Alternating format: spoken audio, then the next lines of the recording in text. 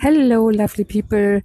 This is a talk from Dr. Joe Dispenza in combination with Jesus Christ Energy, 432 Hertz. And it's quite relieving and scientifically proved that the words of Dr. Joe Dispenza will go more into your brain. The talk is about how you can change your life with your thoughts. And actually, I was experiencing exactly this topic by myself. So 8 years ago, I just had like 2,000 euro and I went to Bali. Everybody else was telling me, oh, you will make it just for 3 months. And I'm here now for 8 years. YouTube plays a big role for me. And maybe I will do a video about it, how I earn my life online and what have changed. If you're interested, just put yes in the comments or where you're coming from. I'm really curious where you are coming from. If you want to download this talk with the Christ energy, you can just press the button in the description text and just pay what you want. Yours, Annie. Bye-bye. Can I teach my body emotionally what my future will feel like before it happens? People need a rush of dopamine in order to catch their attention, or a rush of adrenaline to learn. And so that they're dependent on their outer environment to regulate their emotional state. Now, this is different now. Now, I'm going to say to you, get in that beautiful heart of yours, and I want you to feel gratitude for the event before it occurs. Well, I can't feel it because it hasn't happened yet. Yeah, that's the conditioning. That's the hypnosis. So then when you teach people how to create heart coherence and self-regulate, then it makes sense then with a coherent brain, they can hold the image of their future. They can actually then rehearse who they're going to be. They can bring up the emotions of their future. Now, here's the cool part. If they can feel their gratitude before their healing begins. If they feel their abundance or their worthiness before they have their wealth, it will start generating abundance. If they start being in love with themselves and being in love with life, they'll create an equal. That's the law. If they're in awe of life or in awe of the moment, they're going to have a mystical experience. If they're empowered, they're going to start stepping towards their success. So then when we wait for the outer world to change our internal state, that's a conditioning process, because some people will live in lack and separation their entire life because they're not creating anything. When this happens, then I'll feel happy. That's the illusion of three-dimensional reality. That's cause and effect, but feeling the emotion ahead of the experience is causing an effect. So the heart, when it's coherent, tends to produce an external magnetic field that's up to 3 meters wide. Now you got a Wi-Fi signal. Now when you have a coherent brain, the brain could actually lay the information on that signal.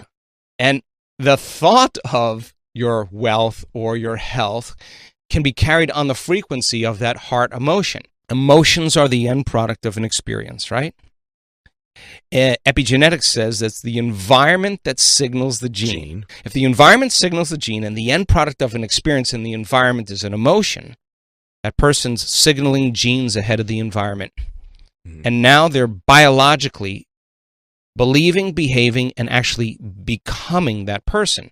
So if the person sustains that state, and we look at novice meditators that come for a week, and 90% of them, and the metabolites, not just a few, the majority of the metabolites in novice meditators suggest that their body's in a different life. One of the keys to breaking the habit of being yourself is working toward being more observant, whether that entails being more metacognitive, monitoring your thoughts, embracing stillness, or focusing more attention on your behaviors and how elements in your environment might trigger emotional responses.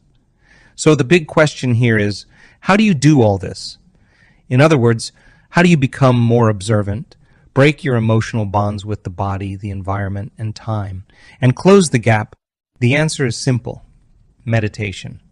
You may have noticed that, up to this point, I have teased you with brief allusions to meditation as the way to break the habit of being yourself and begin to create a new life as your ideal self.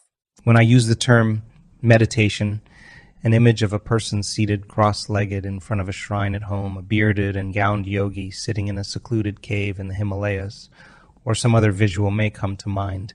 That individual may be a representation of what you understand is the way to go quiet, empty the mind, focus all of one's attention on a thought, or engage in any of the other variations of the practice of meditation.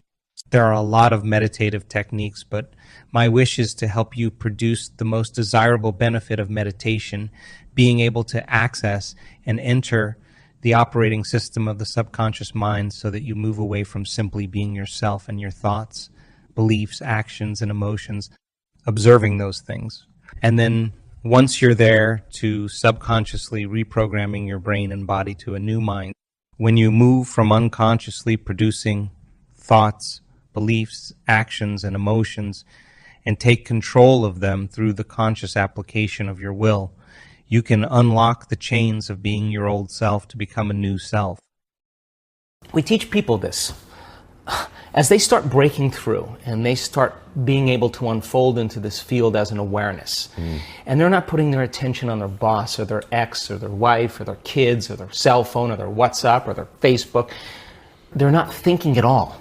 So then, as they're sensing the space, they can't think. And if you can't think, you can't analyze. And if you can't analyze, the analytical mind is what separates the conscious mind from the subconscious. You just open the door. Wow. And so now you can reprogram in there, right? So then, it's so important then that of the infinite places you can put your attention, let's put it on your heart. And now, where you place your attention is where you place your energy. Why? Because we want this center to bloom. 1,400, 1,300 different chemicals that restore and regenerate the body. Let's breathe. Let's open this up. Let's practice this. Let's start learning how to lead with our heart. A different consciousness. Yeah, in the beginning, it's a little difficult, but you stay with it and you practice it, petal by petal by petal. You're placing your attention there. You're putting your own life force back into your heart. You're turning your love inward, and the body will start responding. And in a week's time, if we're doing that 3 times a day or over and over again, sooner or later, that thing's going to start blooming. And just like when your sexual organs are aroused and they're engorged with blood, this center, when you start feeling love, you make a chemical called oxytocin. Oxytocin signals nitric oxide. Nitric oxide signals a chemical called derived endothelial relaxing factor. You know what that is? It causes the arteries in your heart to literally open up. So your heart is going to be filled with blood and oxygen and nutrients. It's physiological. It's going to feel full. You're going to have a heart-on, in a sense. Your heart is going to fill, right? And when that happens, you experience a level of love that passes all understanding. Your cup runneth over. I mean, it is, and people they're sobbing because they realize that this center finally, like a child. In the Tibetan language, to meditate means to become familiar with. Accordingly, I use the term meditation as a synonym for self-observation as well as self-development. After all, to become familiar with anything, we have to spend some time observing it. Again, the key moment in making any change is going from being it to observing it. Another way to think of this transition is when you go from being a doer to a doer-watcher. An easy analogy I can use is that when athletes or performers, golfers, skiers, swimmers, dancers, singers, or actors want to change something about their technique, most coaches have them watch videotape of themselves. How can you change from an old mode of operation to a new one unless you can see what old and new look like? It's the same with your old and your new self. How can you stop doing things one way without knowing what that way looks like? I frequently use the term unlearning to describe this phase of changing. This process of becoming familiar with the self works both ways. You need to see the old and the new self. You have to observe yourself so precisely and vigilantly, as I've described, that you won't allow any unconscious thought, emotion, or behavior to go unnoticed.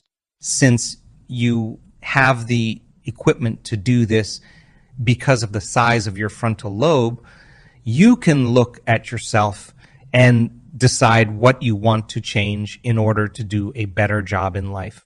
Decide to stop being the old you. When you can become conscious of those unconscious aspects of the old habituated self, rooted in the operating system of the subconscious. You are beginning the process of changing anything about yourself. What steps do you normally take when you get serious about doing something differently? You separate yourself from your external world long enough to think about what to do and not do. You start becoming aware of many aspects of the old self, and you begin to plan a course of action related to a new self. For example, if you want to become happy, the first step is to stop being unhappy. That is, stop thinking the thoughts that make you unhappy, and stop feeling the emotions of pain, sorrow, and bitterness. If you desire to become wealthy, you'll probably decide to stop doing the things that make you poor. If you want to be healthy, you'll have to stop living an unhealthy lifestyle.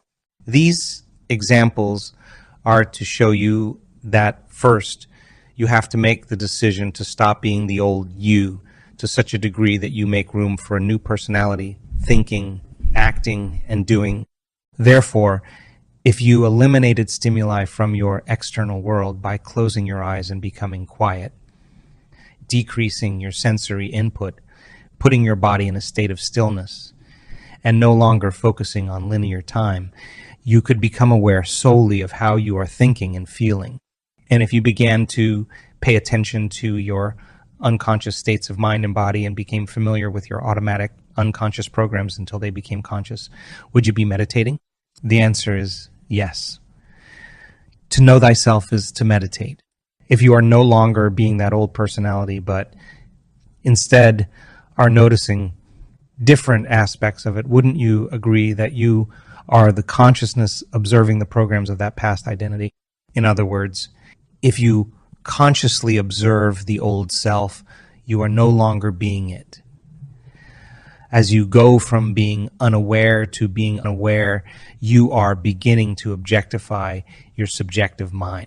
That is, by your paying attention to the old habit of being you, your conscious participation begins to separate you from those unconscious programs and give you more control over them. By the way, if you are successful in consciously restraining those routine states of mind and body, then nerve cells that no longer fire together no longer wire together. As you prune away the neurological hardware of the old self, you also no longer signal the same genes in identical ways. You are breaking the habit of being you. We've done studies with novice meditators, and we were curious to see what kind of biological changes would take place in 1 week if you went all in. We draw blood, and we look at about 2,882 metabolites. And at the end of 7 days, the novice meditators, almost 100% of them, show substantial biological changes in their blood that suggest that they're living in a different environment. Now, here's the weird part about it. They're in a ballroom. They're actually making those changes inwardly. And I say to our research team, where are those chemicals coming from?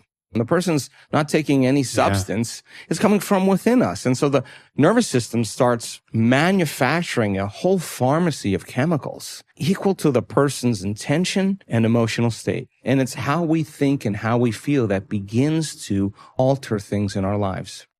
Your goal is to become a new personality, a new state of being. So if you are a new personality, you are being somebody else, right?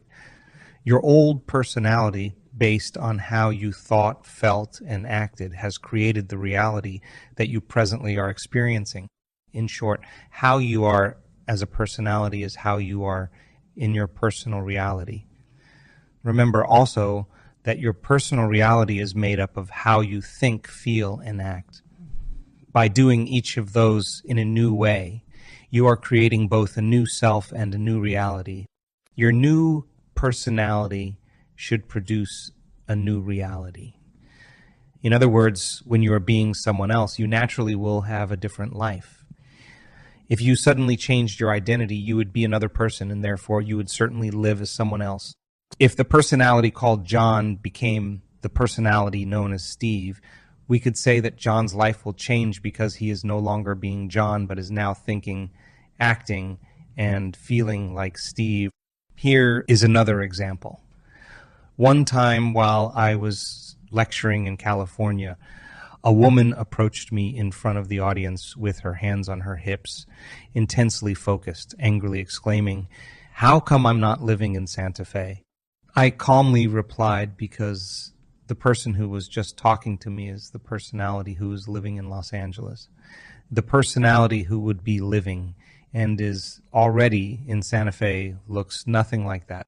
Thus, from a quantum perspective, this new personality is the perfect place to create from. The new identity is no longer emotionally anchored to known situations in your life that keep recycling the same circumstances.